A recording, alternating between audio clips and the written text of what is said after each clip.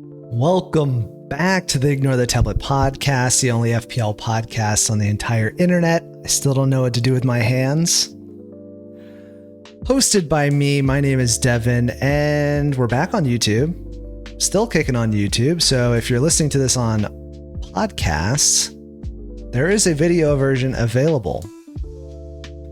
And to make it all easier, why don't I just link the YouTube in the podcast? I'll link the podcast in the YouTube. The circle of life. But getting into the actual discussion today, we are talking about Gameweek 22, and there's a little bit to unpack. There's potential double game weeks popping. African Cup of Nations players are coming back. So there's a lot to cover. So let's just jump straight into the preview. And here we are. And I just want to give some general thoughts across all the fixtures because looking at the matchups, I don't think this is a good week for my team in particular on paper. I think a lot of people have some potentially tasty fixtures like Liverpool versus Burnley, like Newcastle versus Wolves. I don't have any of those players.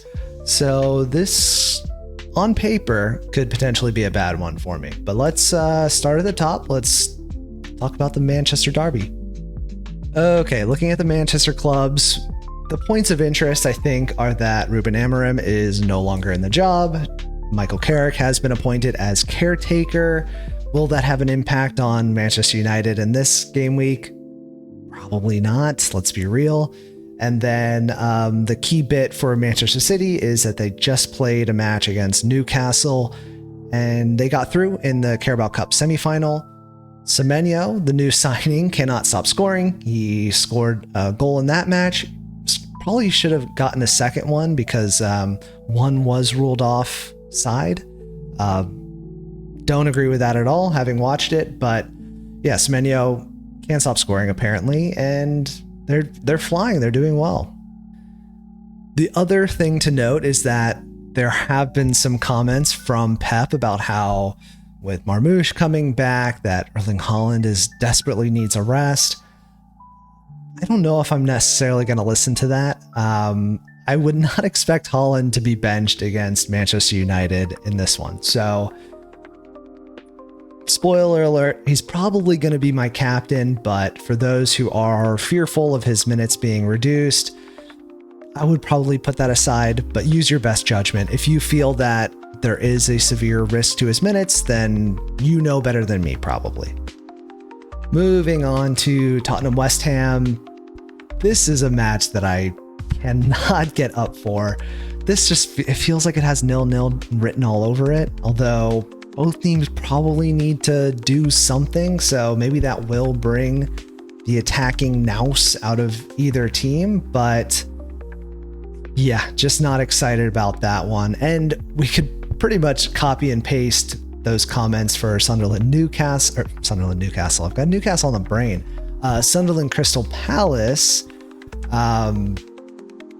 This is probably more 0-0 than Tottenham West Ham, but two good defensive teams. Sunderland playing at home, Crystal Palace away, obviously, but both very solid defensively. I think they would both be fine with a point as well. So I'm probably going to be playing both Lacroix and Gehi in my team for FPL.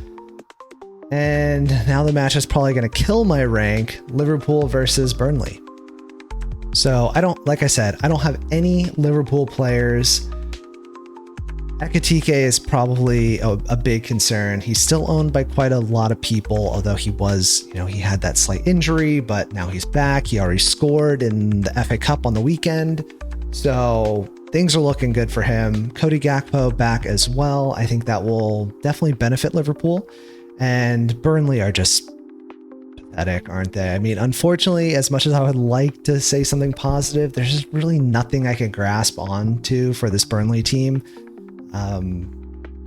Yeah, no comment. Hopefully Liverpool do not put an absolute spanking down. For FPL purposes, as a Liverpool fan, I want a 1-0 win. I'd be totally fine with that. You know what would actually be fun? If I start doing score predictions, just quick little score predictions. I'm not even going to track it, but let's back up because I'm not redoing the recording. Let's be real. This is a new low effort me in 2026. Manchester United, Manchester City. I don't see Manchester United creating anything. I think this is going to be 3-0 or 0-3 Man City. Tottenham, West Ham, I'll give that 1-1. Sunderland, Crystal Palace, as I said, that is going to be a 0-0. It has 0-0 written on it from a mile away. Liverpool, Burnley, as much as I, for FPL purposes, would like it to be 1-0, I think this one's going to be 3-1. Now, Leeds Fulham is a tricky one. A lot of people still have Harry Wilson, who continues to kill it. A lot of people have Dominic Calvert-Lewin, killing it as well. I think this one's going to be a 2-1 to Leeds. That's my prediction, and hopefully it's not Calvert-Lewin, and hopefully it's not Harry Wilson. That's all I'll have to say. Chelsea-Brentford up next, and this is one for the FPL fans because I think a lot of people are starting to invest or thinking about investing in Chelsea assets. I know I've put some money behind Enzo Fernandez personally. Brentford, I think people are still interested in because they're coming to the end, I think, of their good fixture run, but people getting Thiago back in. Kelleher did really well with the penalty save. Collins, not really a sexy FPL pick, but defensive contributions and clean sheets and whatnot, he's been pretty good this season. And of course, Kevin Shada, Dango Ouattara. There's a lot to like about this Brentford team. Now, for predictions, I think Chelsea fans would probably like to see something here, considering they lost against Arsenal pretty abysmally. They put a beat down on Charlton, but they lost to Fulham, drew to Man City, drew to Bournemouth. It hasn't really been a good run. Difficult fixtures in there for sure. Not Charlton, but I think people would like to see a little bit more from this Chelsea side, especially coming into this easy fixture swing. I'm going to say they're not going to get it. I think it's going to be a 2-2 draw. Okay, we've got Nottingham Forest versus Arsenal next. I think this one's pretty easy, pretty straightforward. And from an FPL standpoint, a lot of people have Arsenal defenders. I think this is a pretty clear clean sheet. This could be famous last words, but I think Arsenal are just going to be too good for Nottingham Forest this one. And I think they're just going to play out a 1-0, very narrow victory for Arsenal, but I think they just want to do enough to get by, and I think they'll have enough. They probably won't even need to get out of like second gear or so. And that doesn't necessarily bode well for my Saka pick, because if they don't get that, or if he doesn't get that one goal I'm predicting, then not so great for my team. Okay, Wolves, Newcastle. I think this one is going to surprise people because even though I know Newcastle are a better team, Wolves have been terrible. They've been in pretty good form. I cannot deny it. They've finally been able to pick up a win. Have they done more than that? It feels like it's been more than that, so I'm just going to go with it. I'm not even going to look it up. I'm going to go with a 2-1 win for Wolves. They're playing at home. Their new guy, Mane, in amazing form at the moment.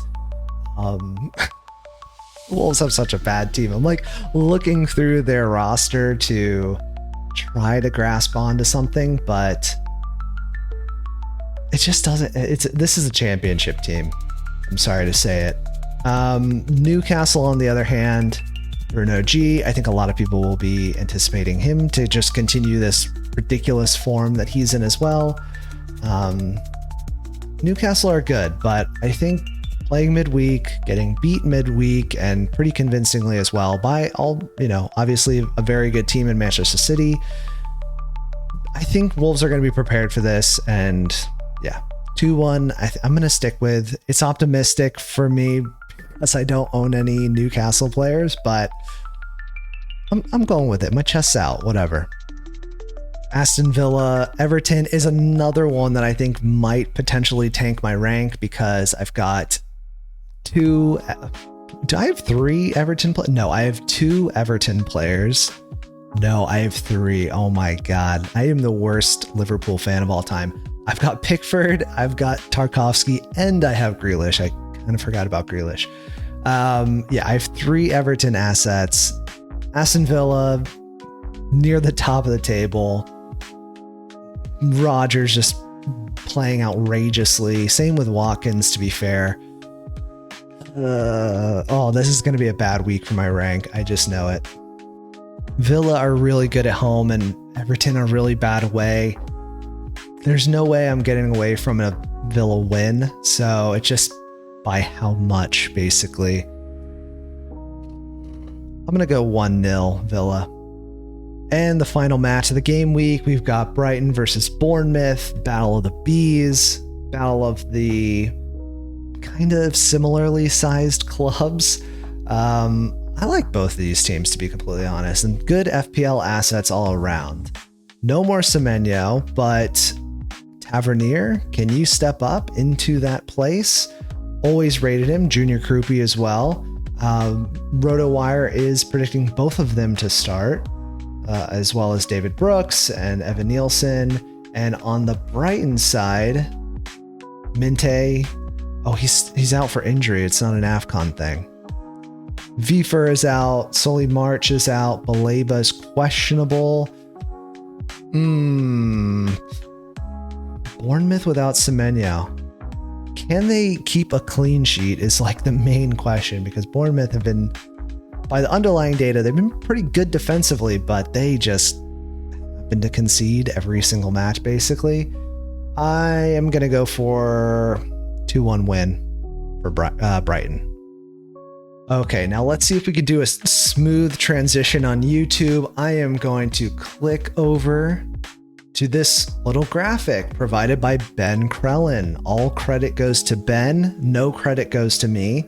But if you're listening to the podcast and you have no visual idea what the hell is going on, basically we've got some probabilities of blanks, and based on the EFL Cup, aka the Carabao Cup, and we know the outcomes to these. So obviously Arsenal went on to beat Chelsea, and Man City went on to beat Newcastle, and they picked the probabilities pretty correctly. So that means game week 31, the match clashes with the EFL Cup final. So Arsenal versus Wolves will be a blank. Man City versus Crystal Palace will also be a blank. And the Newcastle, Sunderland, and Everton, Chelsea will not be blank. So because they lost, those should still be single game weeks for those players on those respective teams. But let's pop over to this second little demographic. That's not the word. Let's go over to this second little image. And so far, this was posted a couple of days ago. So obviously we know the outcome of the EFL Cup. This is a prediction of when the match would fall. So because we've got Arsenal versus Wolves, that's the match that got called off, or that will be called off in Game Week 31. That needs to go somewhere else and become a double game week. Ben Krellin is currently predicting that will happen in right here, Game Week 27, I'm thinking. Right? No, sorry. Game Week 26, but it will happen on the second half of Game Week 26.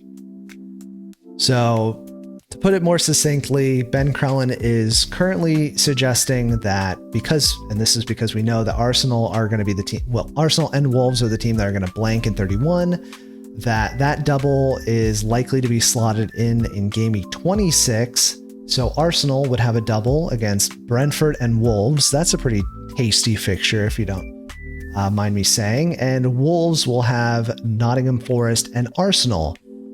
Not ideal. Still probably won't bring any Wolves players in, despite them doubling.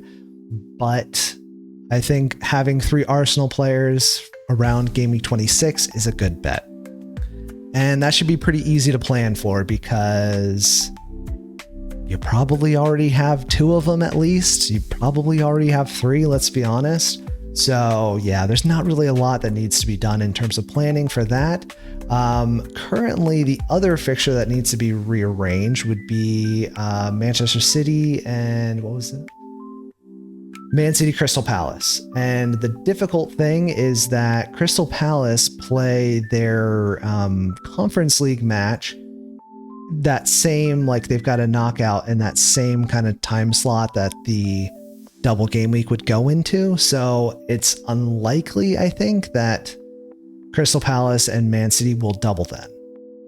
Also keeping in mind that Manchester City have round 4 of the FA Cup. So yeah, they're probably, it's almost guaranteed it can't go in there.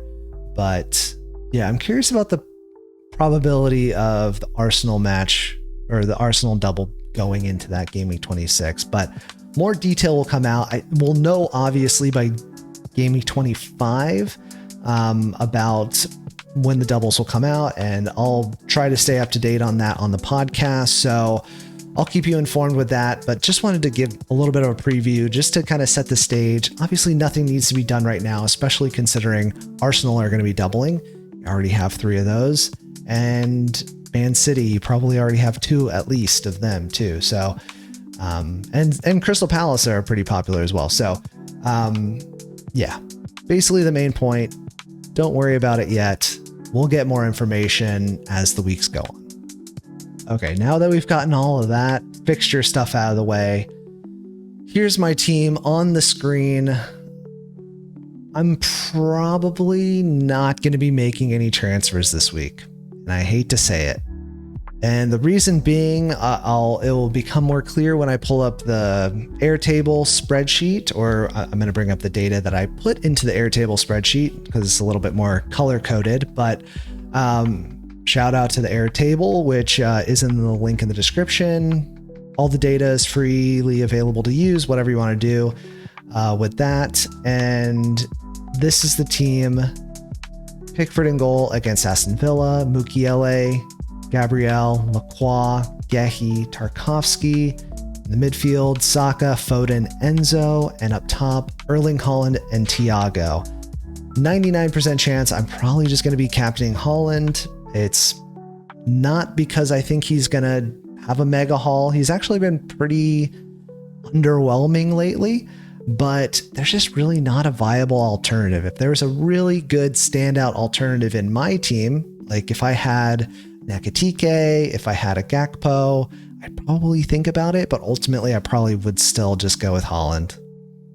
And on the bench, I forgot to mention, I've got Dubravka, Grealish, Cunha, and Obi. So I don't think I'm going to be starting any of those players over the players I have on the pitch. And yeah, that's the team. So I don't think I'm going to be making a transfer, which means I'm going to roll. I don't love that Thiago is playing Chelsea, but I just think, yeah, as I predicted in the scoreline, 2-2, I think Chelsea can be gotten at, and Brentford have been really good. So I feel like I'd be kind of dumb to bench Thiago despite playing Chelsea away, which is historically a difficult fixture, especially for a team like Brentford. But otherwise, I feel pretty good. Foden, Haaland playing against Manchester United, maybe not ideal, but I think it's the best I can do. Okay, and to kind of illustrate why I think I'm probably just going to roll this week, we've got the data in front of us. So for those listening at home on the podcast, audio only people, I've got the basically the Airtable spreadsheet. I have it sorted by projected points by the underlying data across the next 5. And I have filtered by goalkeeper. So we're just looking at goalkeepers at the moment. We're going to go position by position. And I have at least 8 matches being played. So we're kind of removing some of the outliers who've only played a couple of matches. As we could see, at the top of the list is Robin Roofs, followed by Pope, then followed by Pickford, and followed by Dubravka, surprisingly. So Burnley must have some good fixtures. Basically all of this to say that I just brought Pickford in. I don't think I'm moving him on to Robin Roofs at the moment, or Pope. I think that both of those would be kind of short-term moves.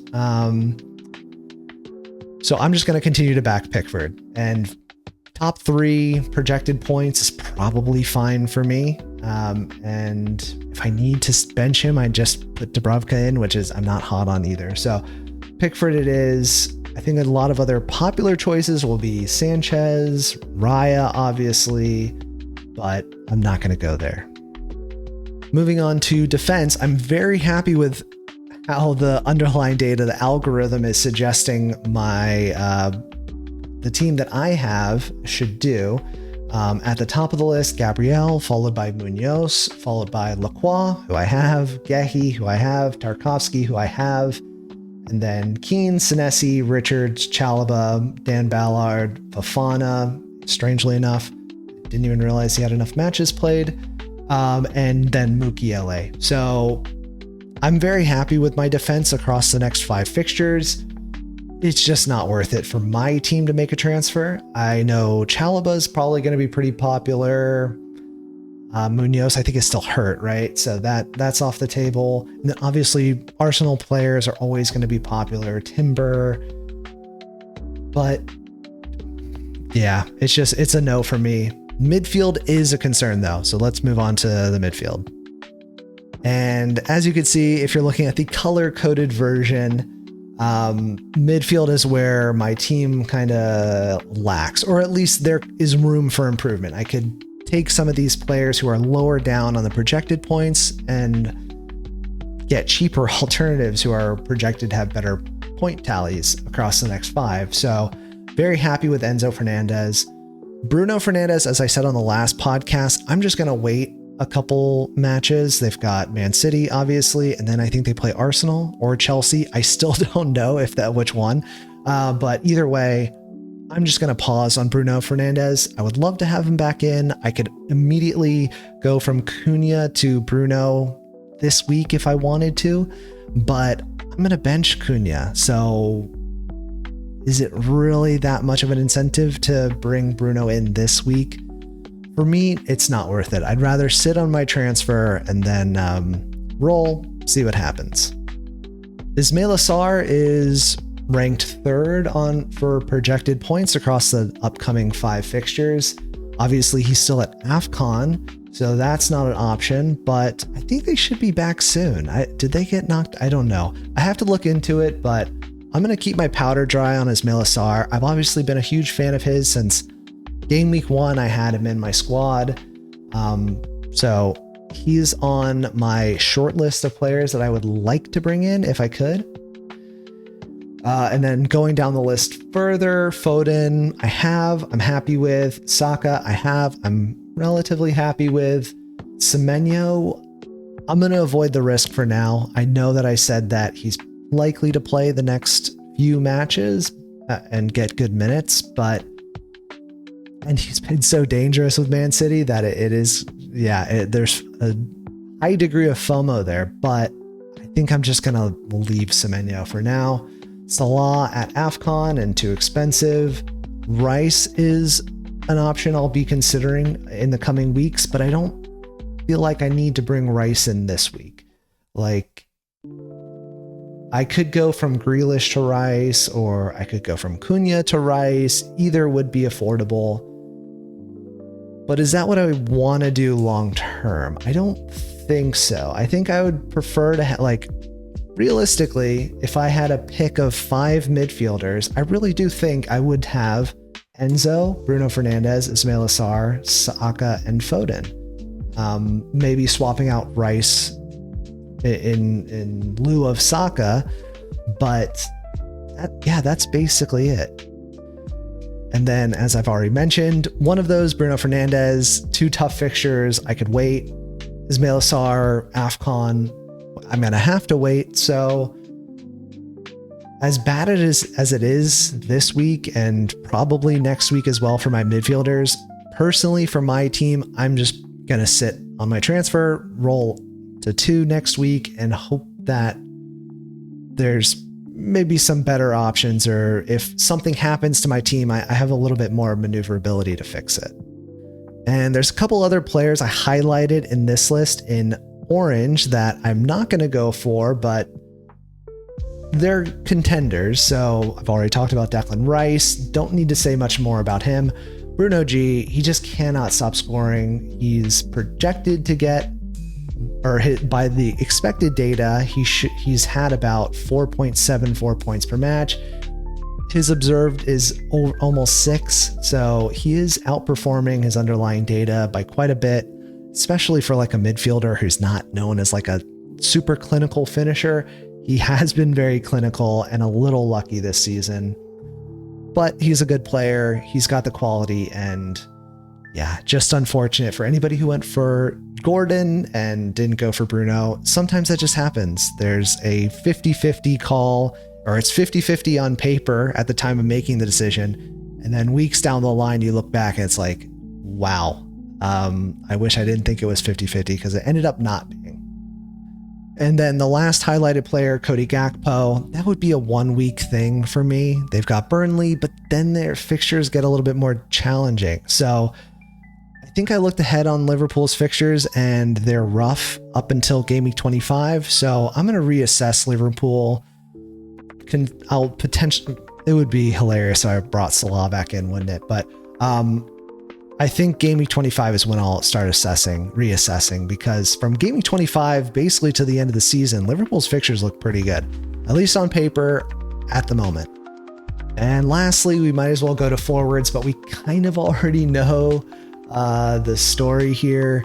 Forwards are terrible. That was my last podcast, my last video. And to further illustrate that, Erling Haaland, top of the list, Thiago, second, followed by Mateta. I'm not bringing him in. More expensive than Thiago. I'm going with 2 forwards this season, probably for the rest of the season, realistically. Calvert-Lewin, not going to go for. Ekitike, again, like Cody Gakpo, it would be a 1 week punt that's probably going to do really well this week. It will burn me if he does well, but further down the line, I just don't think it's worth it. Personally, for my team, if you have more transfers, your situation may be different. Okay, moving on to the final segment of the episode today is the Scout versus Scout Challenge, which is I put up a free hit team to go up against the official FPL Scout team. If the team that I put together loses to the official FPL Scout team, I pay out $10 to the Gameweek leader of the mini league. And the team that I have up here, I should probably stretch that out. You don't need to see all that stuff on the side. The team that I've posted here is the team that the algorithm, aka all the coding and data with restrictions in terms of the number of players and price that you can have for the overall team. This is what the algorithm decided was the best team based on the data that I input to it.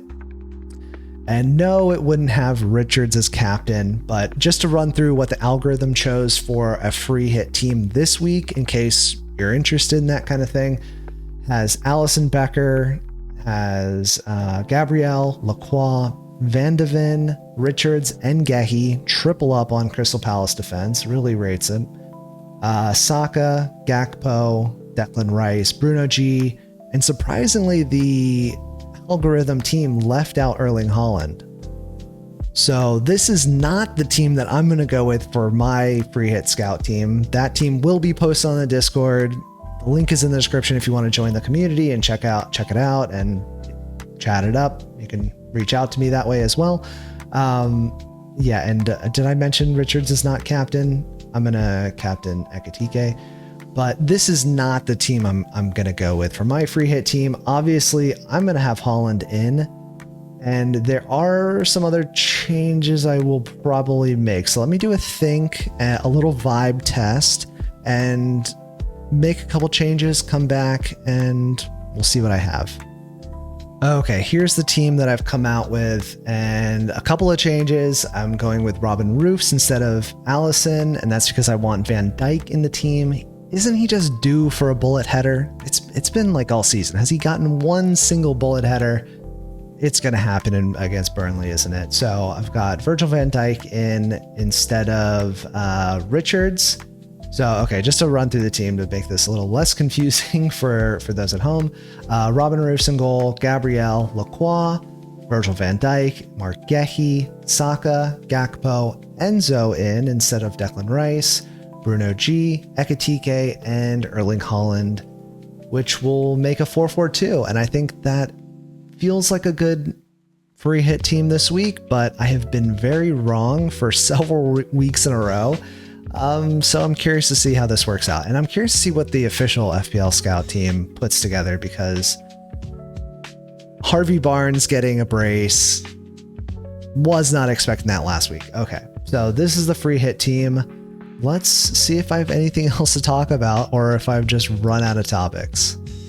No, you know what? I think that's going to do it for the Game Week preview for Game Week 22. So good luck with your picks. I'll keep my team updated on the Discord if you're curious to see what my team is going to look like ahead of the deadline. I'm recording this on Wednesday night, so obviously there's still some time ahead of the deadline. If injuries happen, I may be forced into a transfer despite not wanting to do that. So if you're interested, check out the Discord. Again, the link is in the description. But good luck with Game Week 22. Oh my gosh. This is why I don't record for this long. Good luck with Game Week 24. I still hope I do better than you, but I still hope you do really, really well. But yeah, I need a green arrow. I need a green arrow more than you did this week. So I think I'm going to ask to hopefully do better this week for Game Week 22, and then we'll make some considerations Game Week 23 onward. But this week, I hope I do better than you, but still good luck, and I hope the best. See ya. Bye.